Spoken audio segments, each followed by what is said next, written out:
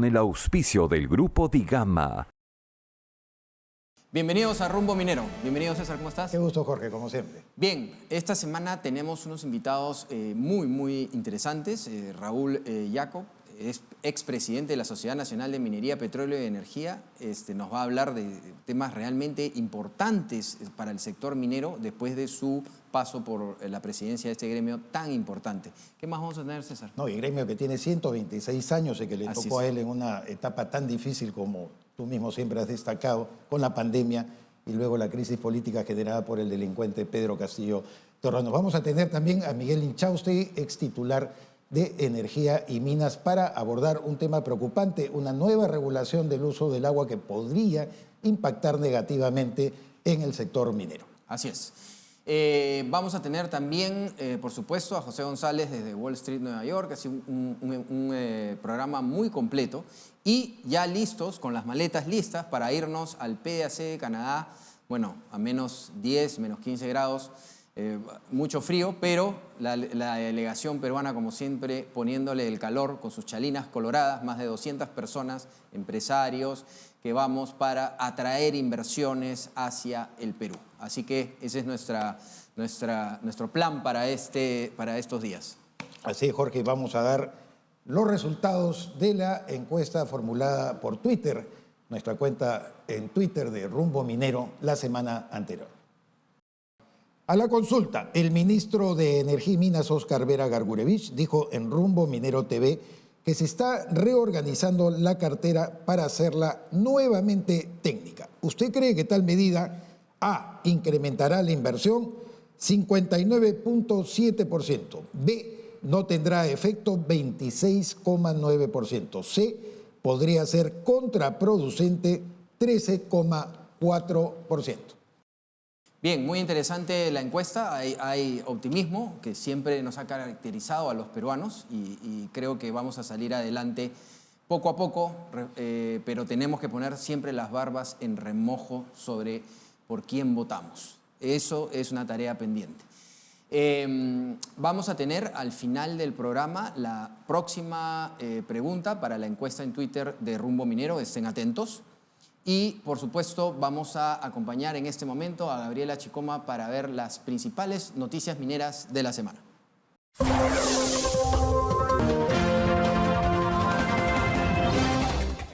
Gracias, Jorge. Estas son las principales noticias mineras de la semana. Más de 300 participantes, entre mineros formales, mineros en proceso de formalización y funcionarios de las gerencias y direcciones regionales de energía y minas de 17 regiones, fueron capacitados de manera virtual por la Dirección General de Formalización Minera, DGFM, del Ministerio de Energía y Minas, MINEM, como parte del proceso de formalización minera a nivel nacional programado para este año. Los titulares del Ministerio de Energía y Minas, MINEM, y del Gobierno Regional de Apurímac ratificaron su voluntad por trabajar de manera articulada para lograr el destrabe de proyectos y sacar adelante nuevas inversiones en minería e hidrocarburos, especialmente la masificación del gas natural. El ministro Óscar Vera fue recibido en Abancay y por el gobernador regional Percy Godoy Medina y los consejeros regionales de Apurímac, coincidiendo en la importancia de dar impulso y sostenibilidad a la inversión minera en la región, dado que permiten generar empleo, crecimiento económico y más recursos para las obras que necesita la población. Muchas gracias a Gabriela Chicoma por las principales noticias mineras de la semana. Bien, nos encontramos ahora con Raúl Jacob. Él es, como todos sabemos, expresidente de la Sociedad Nacional de Minería, Petróleo y Energía y actualmente miembro del directorio y del comité ejecutivo. Raúl, bienvenido a Rumbo Minero. Muchas gracias y encantado de estar con ustedes nuevamente. Para empezar, queríamos saber tu experiencia como presidente de la Sociedad Nacional de Minería. ¿Qué balance te deja habiendo estado al frente del gremio más importante del sector minero en el Perú y habiendo pues, visto todas las cosas que hemos pasado? Has tenido una presidencia en una época bien complicada, ¿no? Así es. Ha sido una presidencia en un momento muy delicado. Empezó con el COVID, donde vi realmente un esfuerzo y una solidaridad muy sincera de todo el sector minero energético por apoyar a la población del país, particularmente en las zonas donde se daban las operaciones de las empresas mineras y energéticas. Hay algunas cosas que se hicieron que son de gran importancia. Por ejemplo, se consiguieron 40 plantas de oxígeno, porque las dos cosas que eran fundamentales era el oxígeno y las vacunas. Con estas dos realmente hacías la pelea al COVID. De las otras cosas no tenemos certeza, pero estas dos sí. Y en el oxígeno, la sociedad importó de Chile 1.000 toneladas de oxígeno líquido. No es 1 a 1 la equivalencia. 1 tonelada de oxígeno líquido equivale a como a 1.000 botellas de oxígeno de las que hemos visto, digamos, durante la pandemia, ¿no? Y además de esto, a través de un trabajo con el gobierno, la Southern consiguió entregar 2.500 toneladas de oxígeno producidas en la fundición de Hilo a los hospitales del sur y del centro del Perú. Perdón que te interrumpa, Raúl, ahí. No sé si tú tuviste ese sentimiento que tuve yo cuando hubo esta coordinación de la sociedad de llevar a todas partes el oxígeno, que fue una gran cantidad, pero los medios no lo cubrían como que realmente fueran las empresas mineras, ¿no? ¿No sientes que por momentos había como una especie de no reconocer a las empresas mineras este gran apoyo que estaban dando? Posiblemente, sobre todo en la primera parte de la pandemia, donde el gobierno del presidente Vizcarra se negó a recibir la primera donación de oxígeno que hizo la Southern. Eso fue con el ministro Zamora, creo, ¿no? Con el ministro Zamora y el primer ministro Ceballos. Increíble. Se negaron a recibirlo. Después de 40 días nos contestaron al ofrecimiento de entregar, en ese momento era una cantidad más limitada, un poco más de 8 toneladas semanales de oxígeno.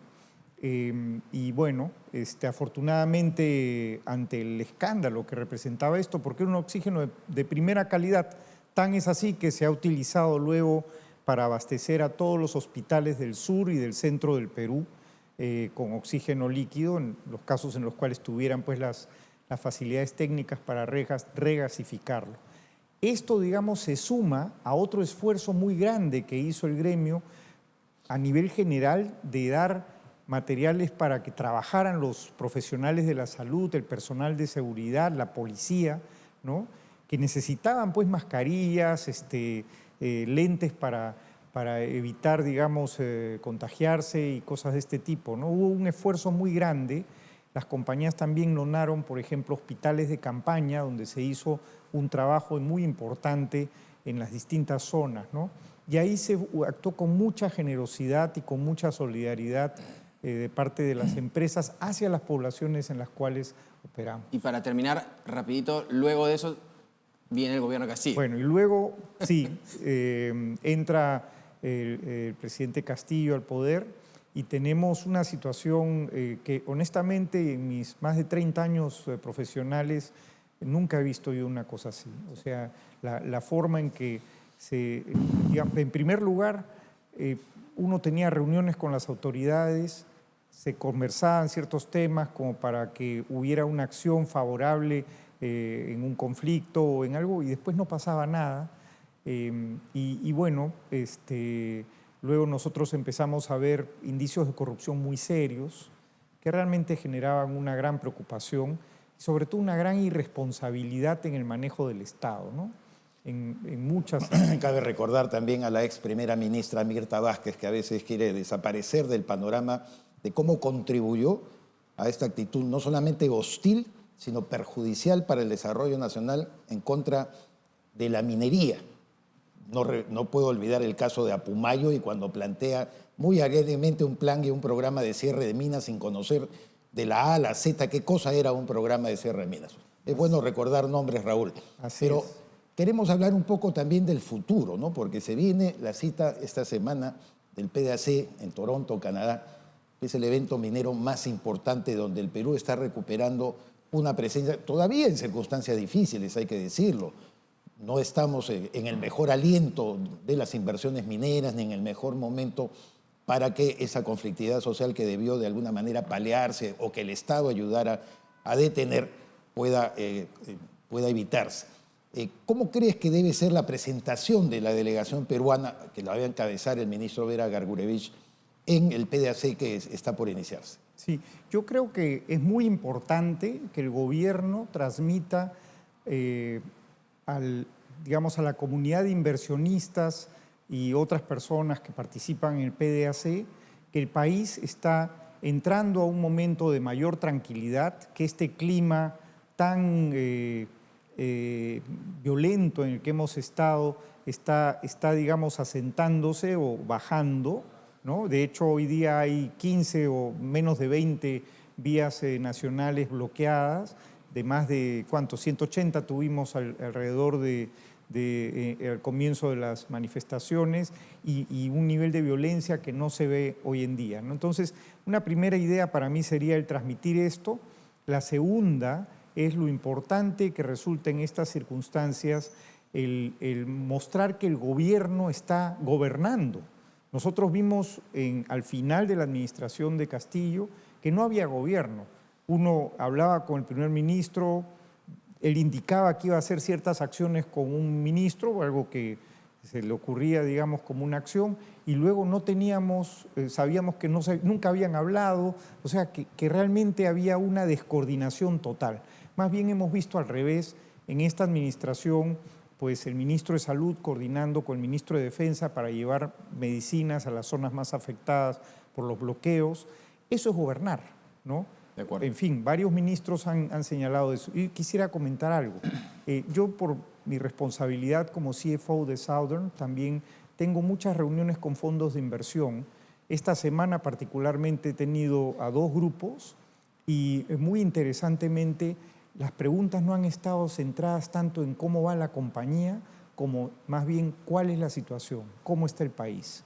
Entonces yo creo que como delegación peruana es muy importante transmitir, digamos, que el Perú es un país minero con una persistencia en el tiempo muy importante. La Sociedad de Minería tiene 126 años de existencia y es un gremio todavía relevante y creo que va a serlo por muchísimos años más en el desarrollo del Perú. Entonces, esa relevancia del sector minero energético, que es la locomotora que puede empujar al país a recuperarse, es algo que debemos de volver a atraer, ¿no? Generar, digamos, un clima de tranquilidad que nos permita volver a salir adelante como un país minero, pues con grandes oportunidades para todos. Raúl, cuéntanos un poquito, vamos a entrar un poco a lo local, digamos, a la zona donde están.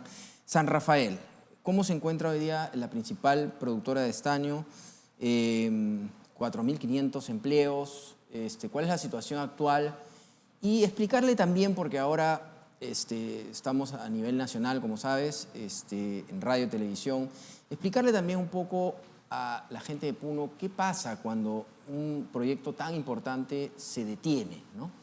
Sí, lo primero, son varias cosas, ¿no? Lo primero es que San Rafael es el primer productor nacional de estaño, pero es la segunda mina más grande de estaño del mundo. Entonces, cuando San Rafael deja de embarcar su producción, empieza a generarse un problema a nivel mundial y un problema para el país, porque empiezan los compradores de ese estaño empiezan a preocuparse de lo que está ocurriendo en el Perú y cómo esto puede afectar otros negocios que estas personas quisieran hacer en los próximos años.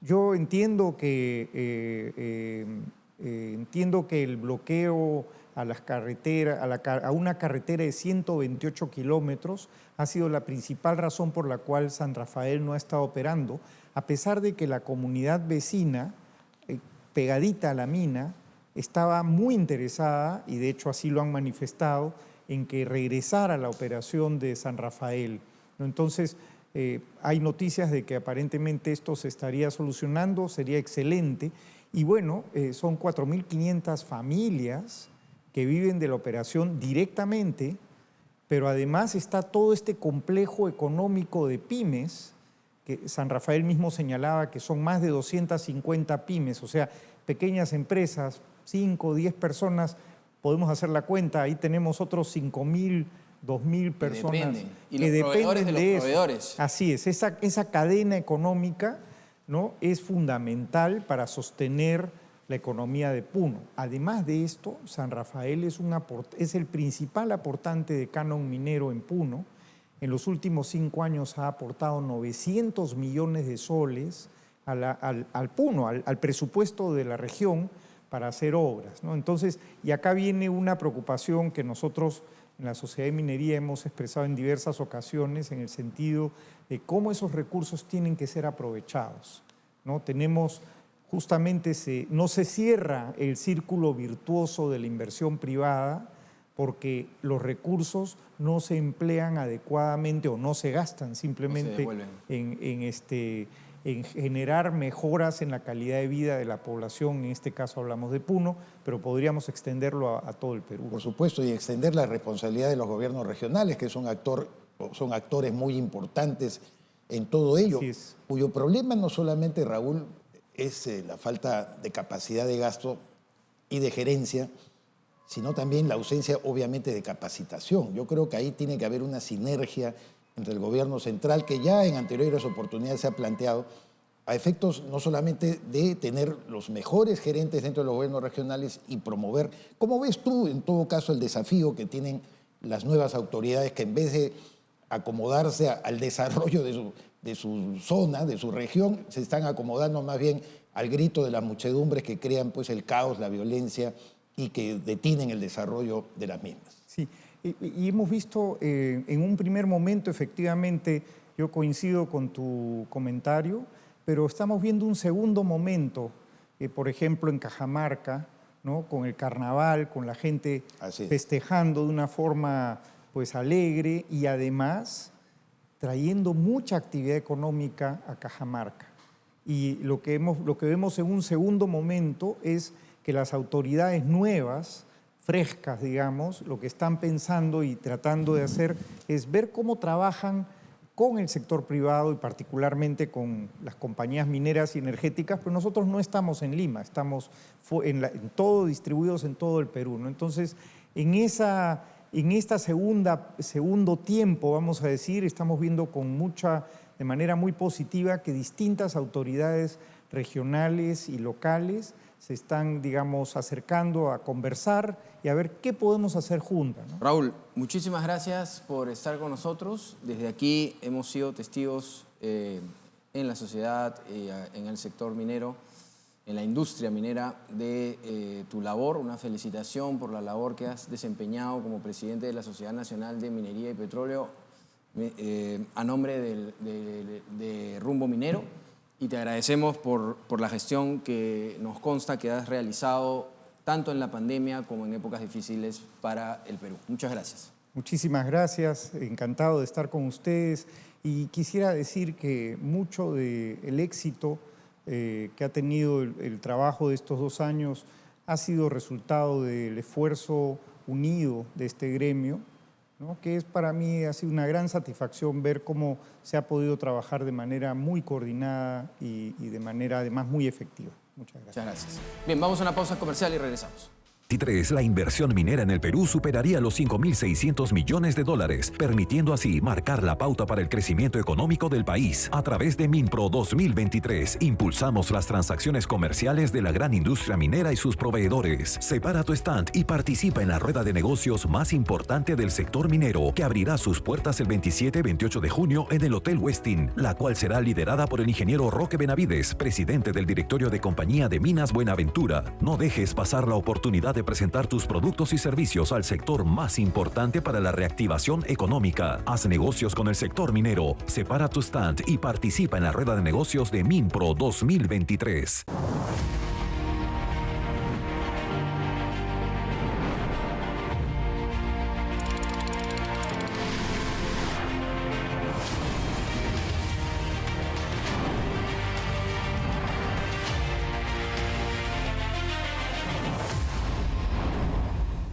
Bien, en nuestro bloque América Mining le damos la bienvenida, como siempre, a José González, editor internacional de la revista Rumbo Minero, y por supuesto, él está desde Wall Street, Nueva York. ¿Cómo estás, José? Bienvenido nuevamente. Bien, Jorge, encantado siempre, un placer.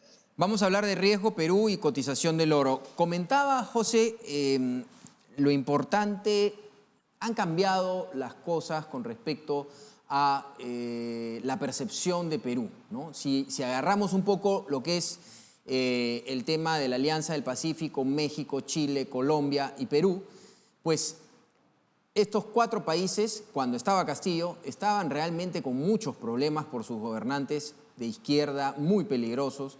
Y en este momento, con este nuevo cambio que se ha dado en el Perú y habiendo pasado o relajado ya las marchas, se cambia el tablero un poco y Perú termina siendo más interesante para los inversionistas hoy en día, ¿no?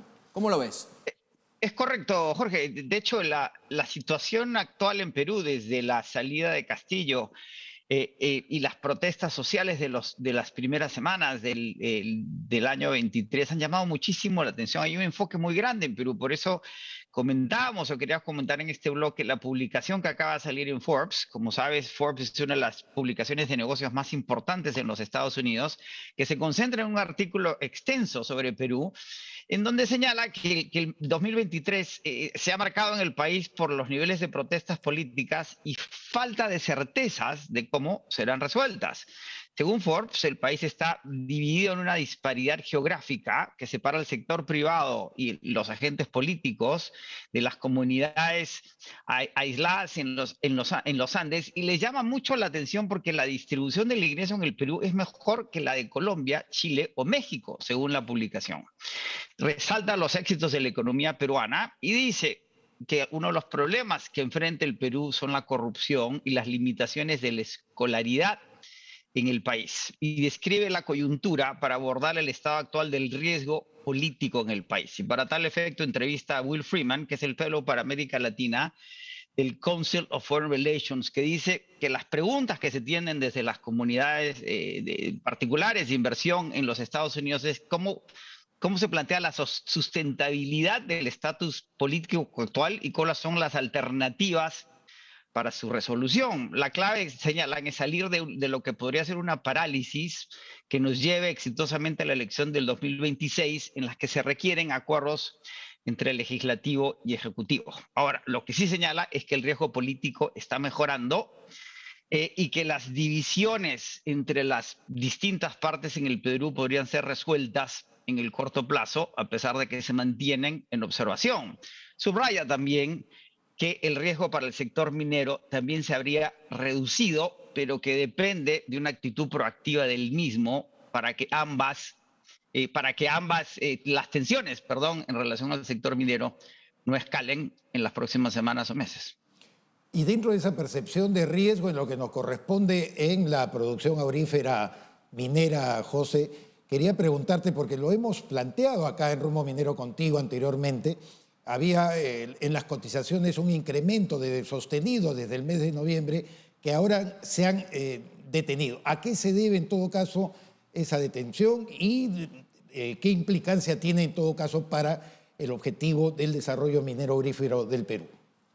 Es así, César. El oro, que parecía aspirar a llegar a los $2.000 por onza, llegó a un pico de 1.950 a mediados de febrero y hoy cotiza 1.830, es decir, ha caído 6.2%, pero sigue aún 12.6% por encima de su nivel más bajo de agosto del año pasado, que fue de $1.625 la onza. Según los operadores de mercado, la corrección se debe a la persistente inflación en las economías del norte global y el incremento en los retornos de los bonos del Tesoro de los Estados Unidos, que indican que la Reserva Federal podría seguir subiendo las tasas de interés. Los bonos del Tesoro cotizan esta semana a casi 5% para el bono a 2 años y casi 4% para el de 10, que son los más altos desde 2007. Eso tiende a afectar los retornos de los bonos a los retornos percibidos en el oro. Y además indican que el mercado está convencido que la inflación podría volver a subir en lugar de seguir bajando, y los resultados de la inflación en España e Inglaterra esta semana así lo confirman. Las tasas de interés además fortalecen el dólar, que siempre funciona contra el oro. Hay que subrayar, sin embargo, que el oro sigue retornando a la fecha en este año más que en los mercados de acciones. En la última encuesta anual de London Bullion Market Association, la encuesta anual entre 30 analistas, señalan los mismos que el promedio de la cotización de este año sería de 1.860, con un rango entre 1.594 y 2.025. Es decir, el precio del oro se va a seguir manteniendo alto, César, y eso es muy positivo para la producción peruana. Correcto. Muchas gracias, José, por esos excelentes temas desarrollados que seguramente se van a desarrollar también en la revista Rumbo Minero. Un abrazo. Otro, me ha encantado siempre. Bien, quería, por supuesto, mencionarles que si usted quiere información del sector minero, los invitamos a descargar de forma gratuita la revista Rumbo Minero. Tiene que entrar a www.rumbominero.com. César. Jorge, momento de presentar el segmento del Instituto de Ingenieros de Minas del Perú. Durante sus 79 años, el Instituto de Ingenieros de Minas del Perú se ha esforzado en impulsar el conocimiento multidisciplinario y la innovación tecnológica de la industria minera, convirtiéndose así en un referente para los profesionales y empresas que buscan el desarrollo del Perú y sus regiones. Las plataformas que impulsa el Instituto y sus 15 seccionales a lo largo y ancho del país nos permiten realizar con éxito actividades como los encuentros mineros, conferencias magistrales, cursos y nuestros emblemáticos Jueves Mineros, donde promovemos el intercambio de ideas buscando soluciones a los grandes desafíos que enfrenta el Perú. Asimismo, buscamos aproximar de manera activa al público en general a la realidad del sector minero y su desempeño a través de la publicación de libros, boletines y la revista Minería. En la actualidad, el Instituto también contribuye al desarrollo de la industria, organizando eventos de prestigio global como lo son ProExplo y Perumin, espacios que congregan a los principales actores vinculados al sector y donde se analizan los retos y se resaltan las diversas experiencias. En Perumin 35, volvimos a la presencialidad en Cerro Juli, Arequipa, y se logró alcanzar un nivel récord de 65,000 visitantes. Contamos con importantes expositores nacionales e internacionales. Entregamos el Premio Nacional de Minería y reconocimientos a las mejores propuestas de Perumin Inspira y Perumin Hub. Extemin, con más de 800 empresas representadas y 11 delegaciones internacionales, impulsó el intercambio y actualización tecnológica de la minería, así como el relacionamiento con las empresas. El Instituto de Ingenieros de Minas del Perú mantiene su compromiso con la promoción de la inversión minera competitiva, responsable, sostenible y solidaria, buscando un desarrollo económico equitativo y la mejora de la calidad de vida de todos los peruanos.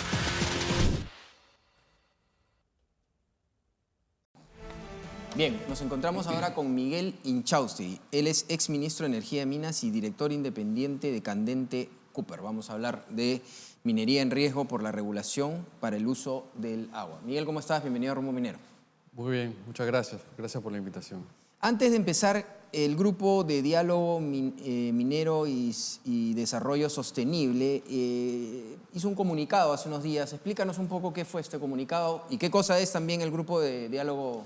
Sí, bueno, el Grupo de Diálogo Minero Desarrollo Sostenible es un grupo que tiene más de 22 años. Y lo que hicimos es hacer un pronunciamiento para que cese la violencia y que se promueva un diálogo constructivo, empático, frente a toda esta situación que está pasando en el Perú, ¿no? Básicamente este grupo tiene más de 22 años porque ha estado apoyando el diálogo alrededor de los conflictos mineros y es un espacio multiactor, ¿no? Ha estado participando líderes de las empresas mineras, autoridades, ONGs, la academia. Y, por ejemplo, se promovió entre el 2000 y 2005 las mejoras del canon, después también se promovió el monitoreo ambiental participativo. Entonces, tenemos de alguna forma, este grupo tiene una experiencia, unas lecciones aprendidas, ¿no? Para apoyar, digamos, a la situación. Exacto. El 20 de enero, el Congreso de la República aprobó la autógrafa de la nueva ley de organizaciones, de la nueva ley de organizaciones de usuarios, ¿no? Cuéntanos un poco sobre este tema para poder estar... Sí, bueno, lo que se sabe ahora es que el gobierno, el Poder Ejecutivo ha observado esa norma y va a plantear una iniciativa para mejorarla, pero es una norma que en principio podría generar mucha preocupación al sector minero porque no se regula correctamente el tema de cómo ser usuario de las aguas y cómo distribuir las aguas, ¿no? Entonces, creo que esto es un camino o una situación similar a la que se pasó hace varios años con el tema de la cabecera de Cuenca, ¿no? Y yo creo que lo que deberíamos hacer es justamente proponer como sector, como la academia también, una iniciativa que realmente no limite las actividades, sino que promueva que el agua alcance para todos, ¿no? Yo creo que ahí el desafío es enorme. En todo el mundo se sabe que el agua es algo escaso y que va a ser cada vez más escaso.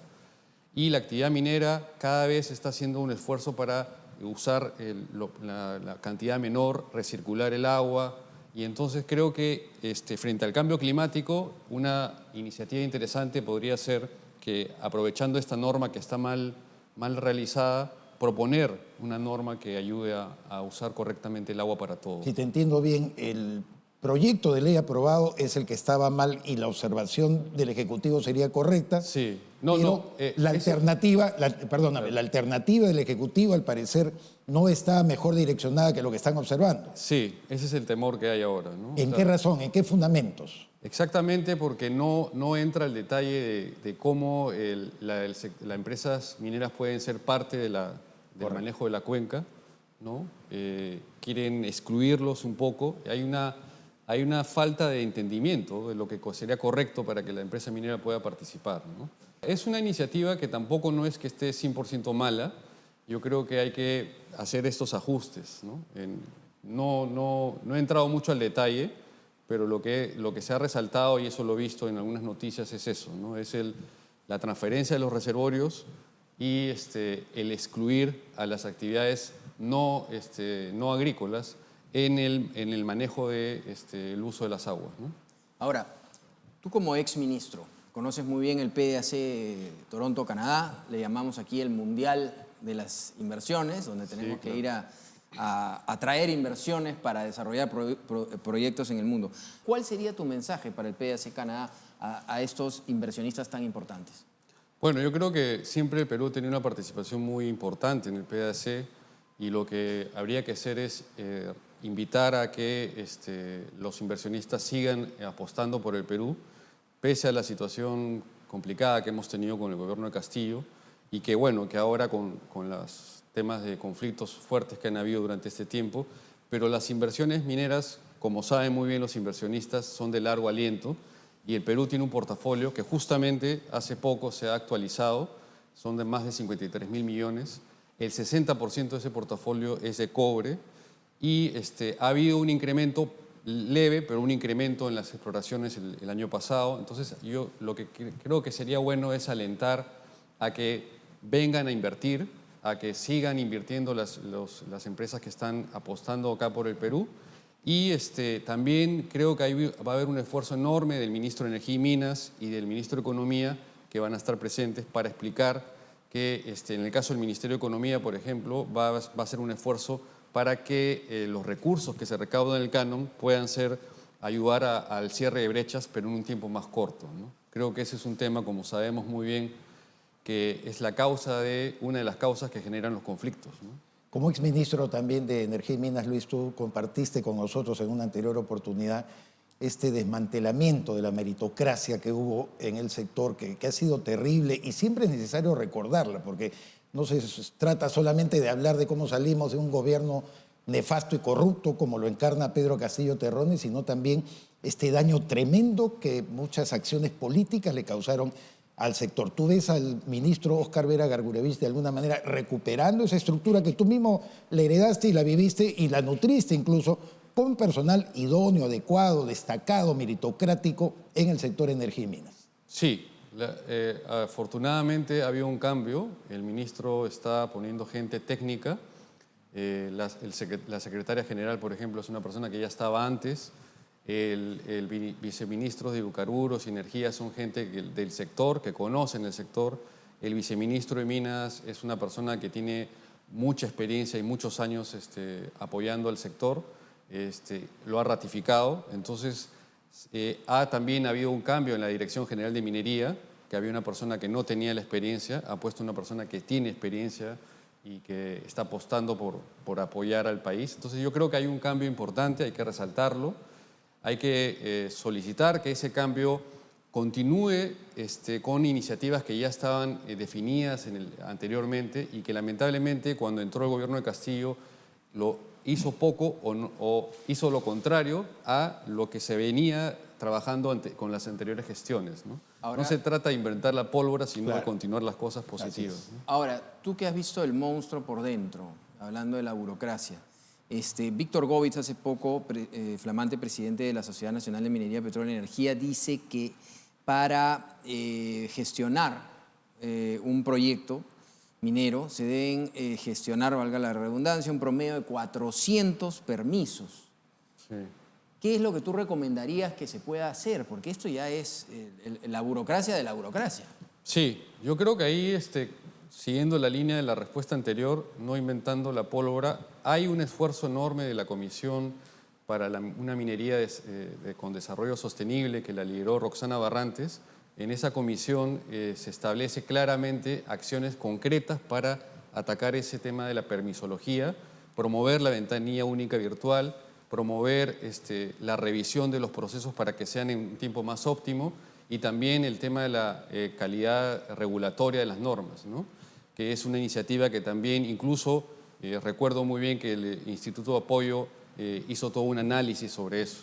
Entonces yo creo que el tema de la permisología es un tema que siempre se comenta, siempre se dice y creo que debería ser una iniciativa que congregue a todos los actores del sector y que se establezcan acciones concretas de acá 2 o 3 años y que independientemente al ministro o al gobierno que esté, se decida continuar, ¿no? Yo creo que ahí falta, por ejemplo, es algo parecido a lo que se trabajó con RIMAI al definir la visión de la minería del 2030, por ejemplo. Ahí se definieron varias acciones que independientemente de los ministros se ha podido avanzar poco, pero se ha avanzado.